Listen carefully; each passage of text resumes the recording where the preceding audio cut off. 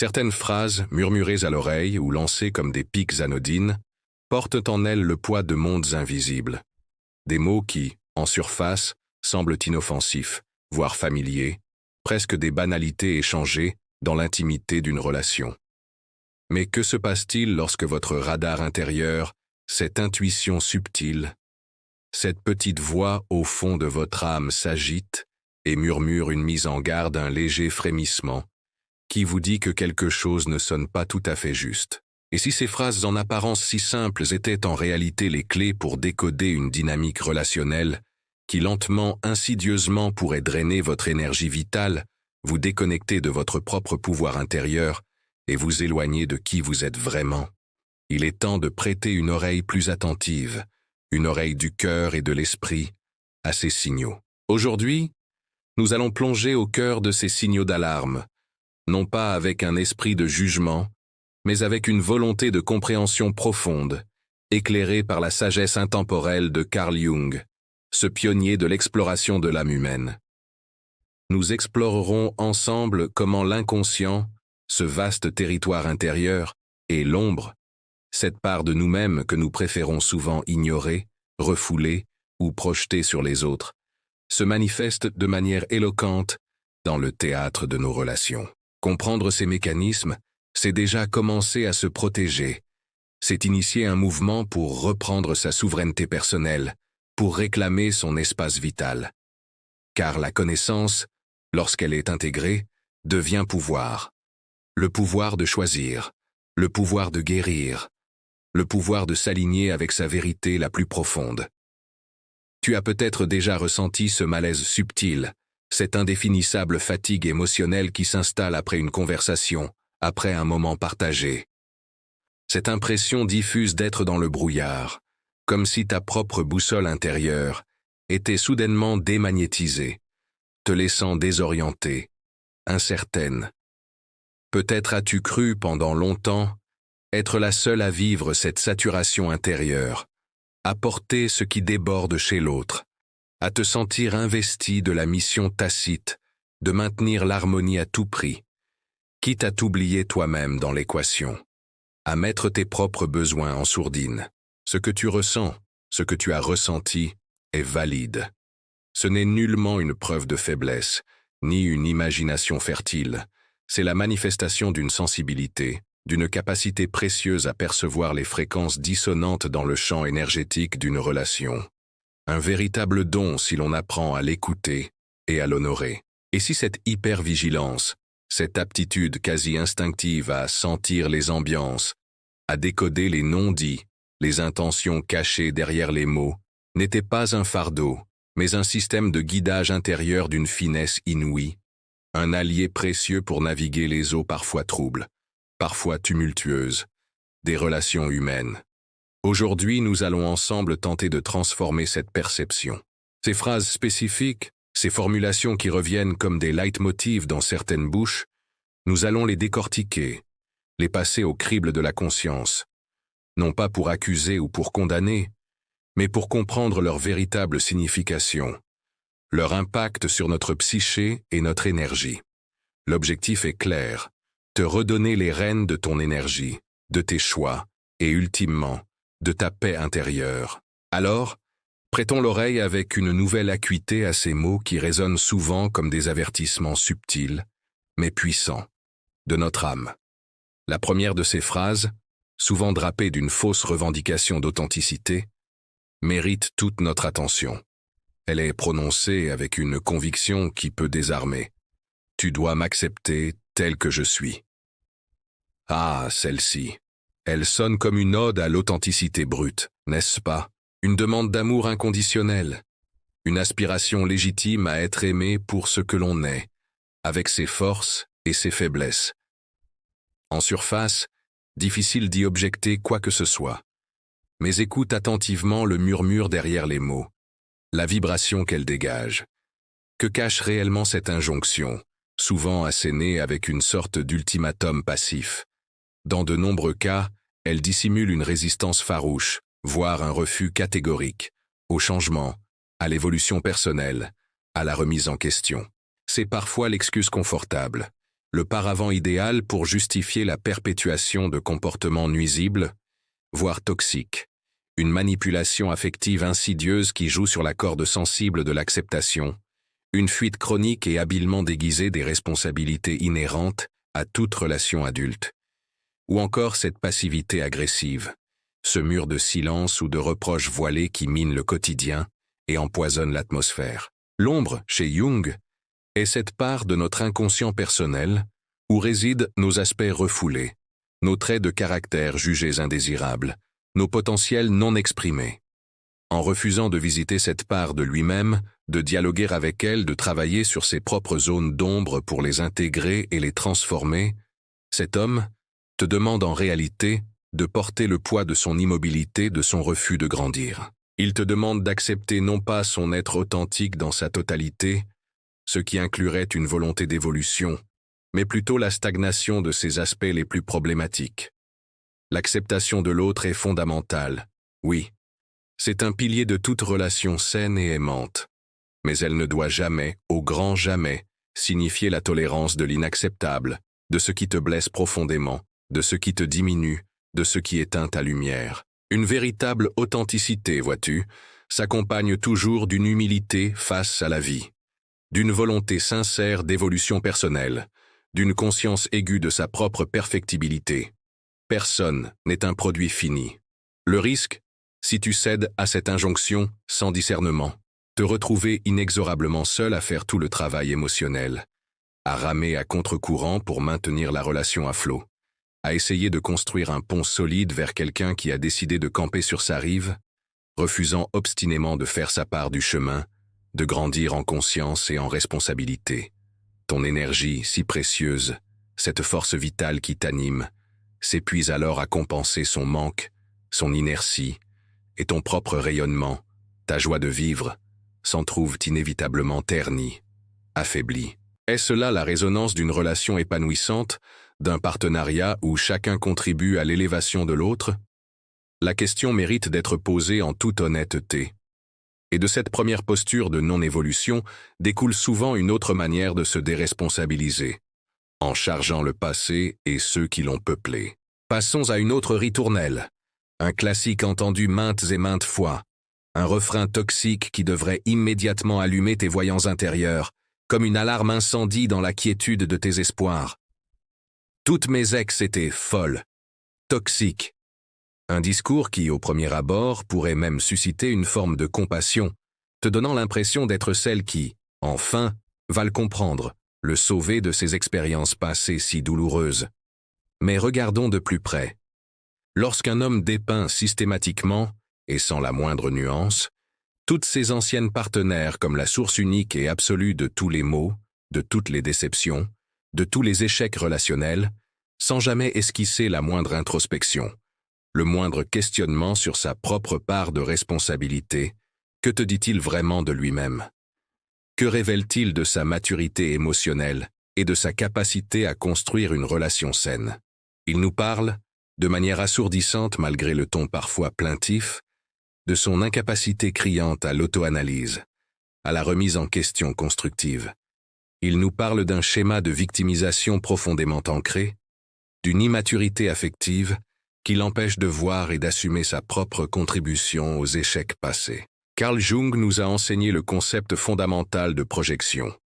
Nous avons une tendance naturelle, souvent inconsciente, à attribuer aux autres les aspects de notre propre ombre que nous ne voulons ou ne pouvons pas voir en nous-mêmes.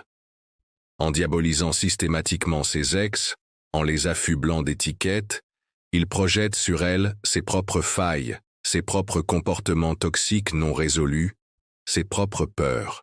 C'est un mécanisme de défense qui lui permet d'éviter la douloureuse mais nécessaire confrontation avec lui-même. Cette attitude révèle une mentalité de victime chronique, un refus obstiné du courageux mais indispensable regard intérieur, celui qui permet de regarder sa propre ombre en face pour l'intégrer et grandir. Et le danger pour toi est immense, car il est latent. Ce schéma, crois-moi, a toutes les chances, pour ne pas dire la certitude, de se répéter. Si la relation actuelle venait à se dégrader, si des conflits émergeaient, ce qui est inévitable dans toute relation humaine, tu risques fort de rejoindre à ton tour le panthéon peu glorieux de ces ex-folles et toxiques.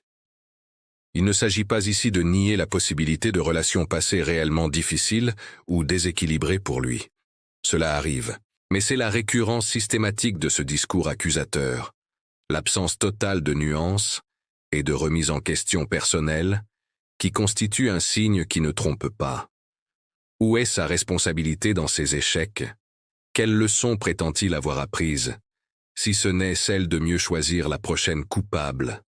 Cela soulève une question fondamentale sur sa capacité à s'engager dans un partenariat équilibré, où chacun assume sa part. Et cette tendance à manipuler la perception de la réalité peut prendre des formes encore plus directes et personnelles.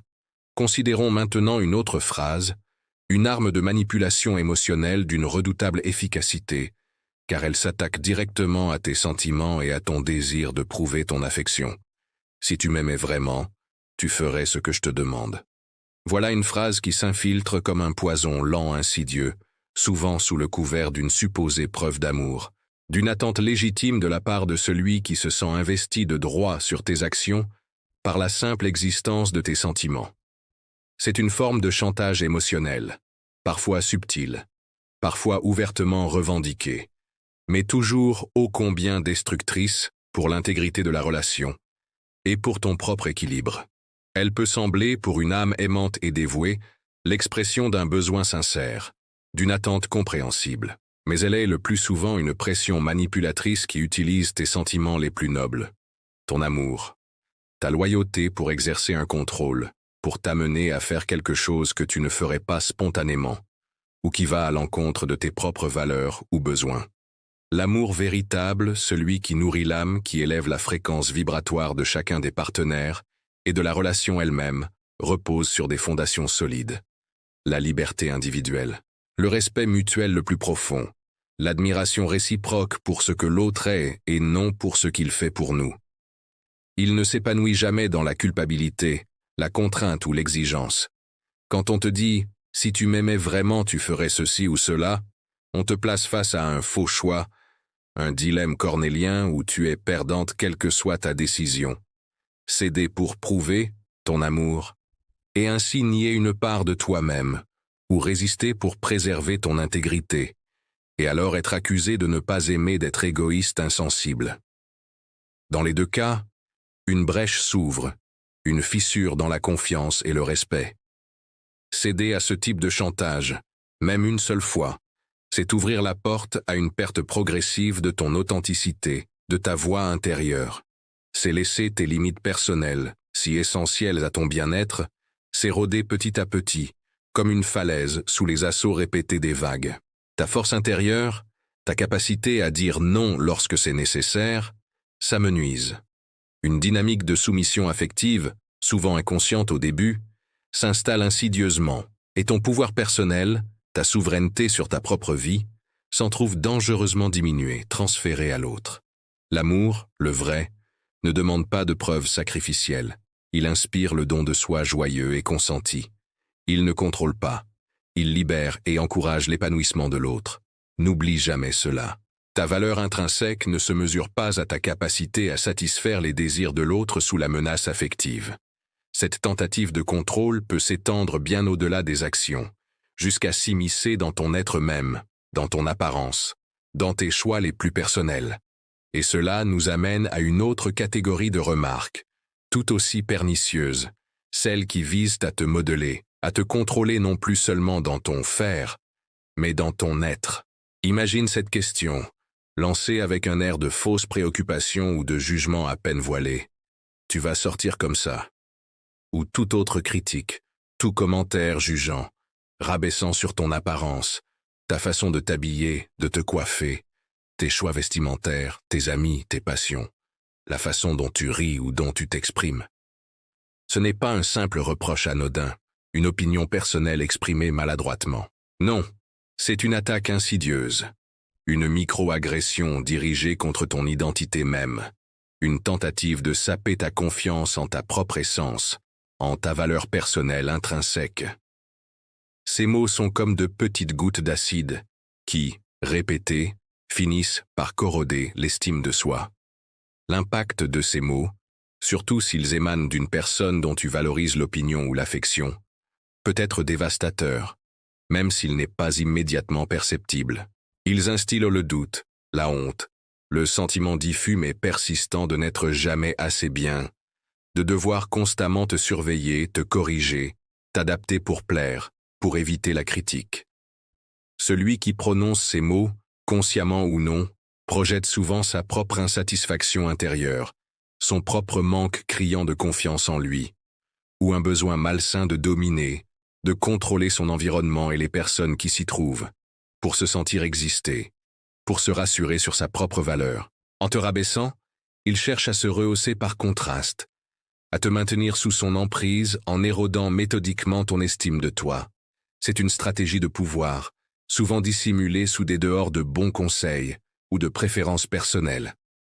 Rappelle-toi et ancre-le profondément en toi comme une vérité inébranlable. Ta véritable valeur ne dépend jamais, absolument jamais, du jugement d'autrui, aussi proche soit-il. Elle est intrinsèque, elle est ton rayonnement unique, ta signature énergétique dans ce monde.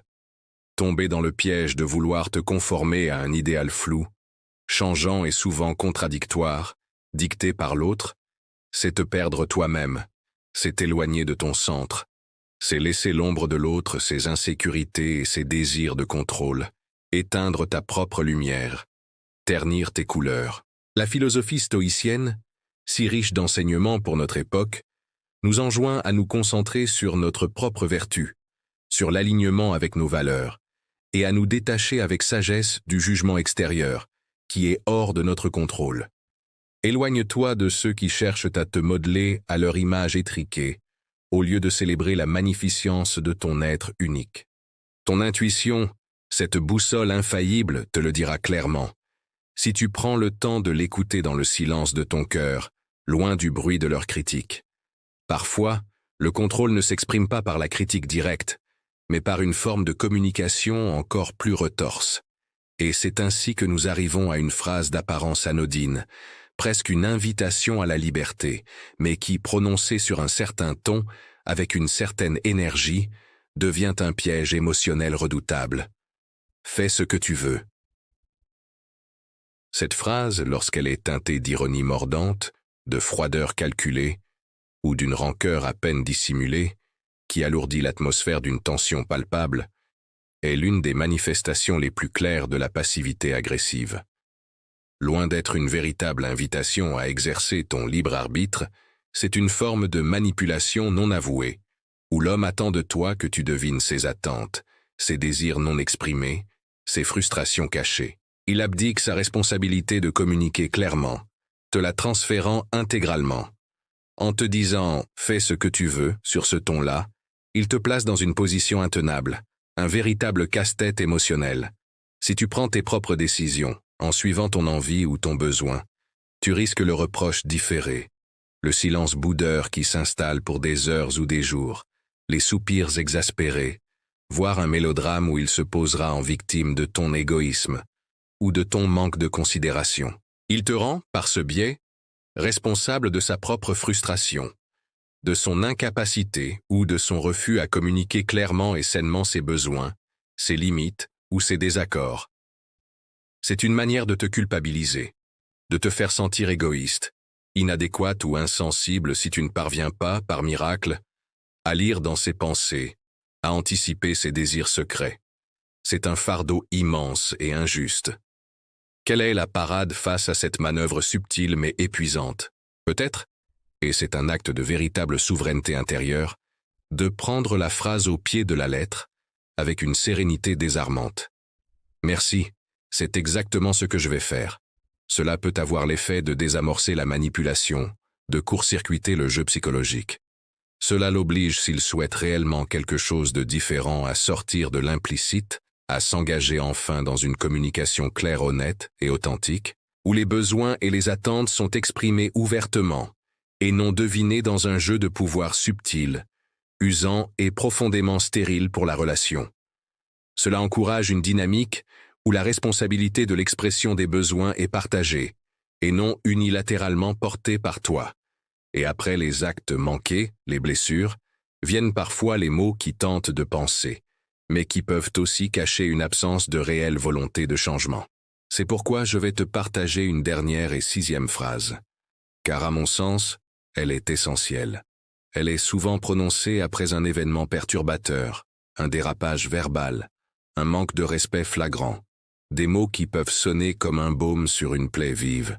Je suis désolé, ça n'arrivera plus. Et parfois, il faut le reconnaître, la volonté de ne pas recommencer est sincère, authentique, ressentie sur le moment. L'intention peut être pure. Mais combien de fois as-tu entendu cette promesse, ce serment? Combien de fois l'espoir a-t-il été ravivé par ces mots, pour être ensuite douché par la répétition du même comportement, du même schéma blessant? Le danger ici, la subtilité du piège, est que ces excuses, même si elles semblent sincères, peuvent devenir une stratégie consciente, ou le plus souvent inconsciente pour simplement apaiser la situation immédiate, pour remettre de l'eau dans le vin, comme on dit trivialement pour calmer la tempête que ses propres actions ont provoquée. L'objectif non avoué est alors de te rassurer, de faire remonter ton niveau de confiance et d'espoir, juste assez pour que tu restes, pour que tu pardonnes, avant le prochain incident, la prochaine transgression. On t'endort avec de belles paroles, on te berce d'illusions de changement, mais les schémas comportementaux profonds, eux, restent inchangés si aucun travail réel, aucune introspection significative, aucune action concrète ne sont entrepris par la personne. Les actes vaudront toujours infiniment plus que les paroles les plus éloquentes ou les promesses les plus touchantes. Une véritable prise de conscience, un réel engagement au changement, se traduisent par une transformation comportementale durable, observable, tangible dans le quotidien de la relation. Si ces excuses deviennent une rengaine post-incident, un disque rayé qui se répète après chaque crise, sans que rien ne change fondamentalement dans l'attitude ou les actions, c'est un signe clair et préoccupant que le cycle toxique risque de perdurer, de se renforcer même. La confiance, une fois brisée, ne se reconstruit pas sur des mots répétés comme un mantra vide de sens, mais sur une sécurité émotionnelle concrète, bâtie jour après jour par des preuves de respect, de considération et de changement effectif. Il est crucial de distinguer la contrition passagère de la transformation profonde. Alors, la question inévitable, celle qui brûle souvent les lèvres et pèse sur le cœur, se pose. Pourquoi? Pourquoi, même en sentant ces signaux d'alarme, même en ressentant cette dissonance intérieure, cette fatigue qui s'accumule, reste-t-on parfois enfermé, parfois pendant des années, souvent inconsciemment au début, dans de telles dynamiques relationnelles qui nous desservent? C'est ici que la notion de pouvoir personnel, d'énergie vitale et les mécanismes subtils de l'inconscient entrent en jeu de manière cruciale. Quand ton pouvoir personnel et ton énergie sont progressivement, insidieusement remis à l'autre, c'est comme si une partie de toi s'éteignait lentement, comme une flamme privée d'oxygène. On parle parfois de vampirisme énergétique dans certaines approches spirituelles modernes, non pas au sens littéral et caricatural d'une créature mythique, mais pour décrire une dynamique relationnelle déséquilibrée où l'un des partenaires se nourrit, consciemment ou non, de l'énergie, de la vitalité, de la lumière de l'autre, laissant ce dernier vidé, épuisé, confus. Ta capacité de décision, ton discernement autrefois si aiguisé, s'amenuisent.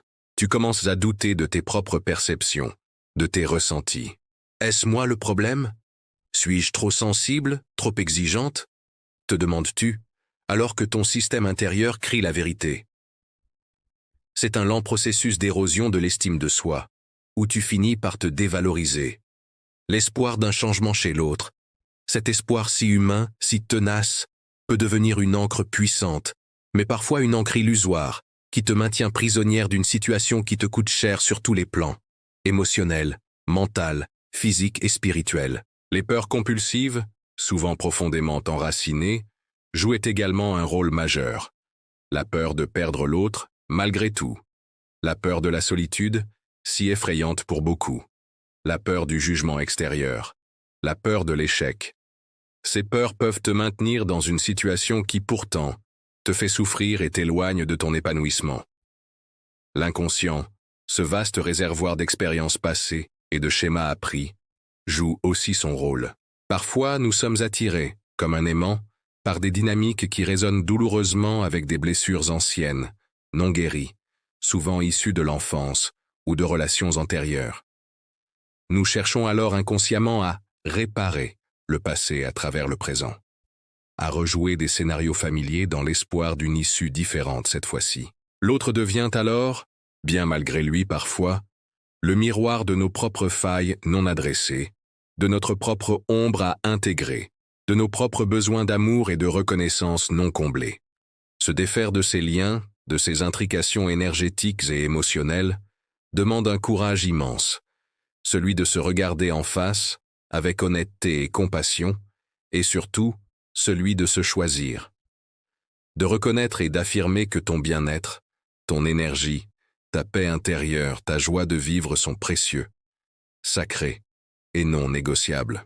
C'est un acte de souveraineté intérieure, une déclaration d'amour envers soi-même, qui est le fondement de toute relation saine et équilibrée avec les autres. C'est un chemin de réappropriation de soi, pas toujours facile, mais tellement libérateur. Ces 5 phrases, et leurs corollaires sous forme d'excuses répétitives, malgré leur apparence parfois inoffensive, parfois même séduisante au premier abord, sont autant de signaux d'alarme cruciaux, de petits cailloux blancs semés sur ton chemin pour t'alerter. Elles peuvent être les indicateurs de relations qui, loin de t'épanouir et de te soutenir dans ta croissance, risquent de t'entraîner dans des spirales descendantes, épuisantes et profondément déséquilibrées sur le plan énergétique et émotionnel. L'invitation aujourd'hui n'est pas de devenir méfiante à l'excès, de fermer ton cœur ou de voir le mal partout. Loin de là. Il s'agit plutôt d'affûter ton discernement, de cultiver ta sagesse intérieure, d'apprendre à faire confiance à tes ressentis les plus subtils, de ne pas t'arrêter aux mots prononcés, à la surface des choses, mais de chercher à identifier les schémas comportementaux répétitifs, les intentions sous-jacentes, la résonance énergétique globale de la relation. Ton équilibre émotionnel, ta vitalité, sont des trésors à protéger avec vigilance et amour. Comme le disait avec une grande justesse le philosophe stoïcien Sénèque, dont la sagesse traverse les siècles pour nous éclairer encore aujourd'hui, la vie est longue si tu sais en user, mais la plupart des hommes ne savent pas choisir les personnes à qui ils consacrent leur temps. Cette réflexion est d'une actualité brûlante. Soyez attentive, soyez présente à vous-même pour déceler les dynamiques profondes, potentiellement dangereuses ou simplement appauvrissantes, qui peuvent se dissimuler derrière ces phrases en apparence banales. C'est un acte de préservation de soi, pour éviter des relations éprouvantes qui amèneraient à se trahir soi-même, à s'éloigner de son essence. L'amour véritable, celui qui fait grandir l'âme, celui qui est une source de joie et d'inspiration mutuelle, s'exprime toujours avec transparence, respect inconditionnel et une honnêteté courageuse. Il ne cherche pas à diminuer l'autre, à le contrôler ou à le manipuler, mais à le voir rayonner dans toute sa splendeur, à soutenir son épanouissement. La paix intérieure, cette quête si essentielle à notre bonheur, cette aspiration profonde de toute âme humaine, se construit et se maintient lorsque nos pensées, nos paroles et nos actions sont en harmonie, et lorsque nous choisissons de nous entourer de personnes et de relations qui honorent et nourrissent cette harmonie. Si ces réflexions, ces explorations des profondeurs relationnelles résonnent en toi aujourd'hui, si tu sens un appel intérieur à honorer ton pouvoir personnel, à cultiver des relations plus saines, plus alignées avec tes valeurs et tes aspirations profondes, alors je t'invite à faire un pas. Peut-être peux-tu commenter ci-dessous, comme un engagement envers toi-même. Je choisis mon alignement et ma paix intérieure. Partage cette transmission, si elle t'a touché, avec celles et ceux qui, autour de toi, pourraient avoir besoin d'entendre ce message, de recevoir cette clé de compréhension. Et si ce n'est déjà fait, abonne-toi pour ne pas manquer nos prochains voyages au cœur de la sagesse intérieure, à la découverte des trésors cachés en toi. N'oublie jamais, et que cela résonne longtemps en toi comme un souffle de vérité. Tu es la gardienne de ton énergie, la souveraine de ton royaume intérieur. Choisis avec sagesse, avec amour et avec discernement, ceux et celles à qui tu donnes accès à ton jardin secret, à ton espace sacré. Que ta lumière unique et précieuse guide chacun de tes pas sur le chemin de la vie.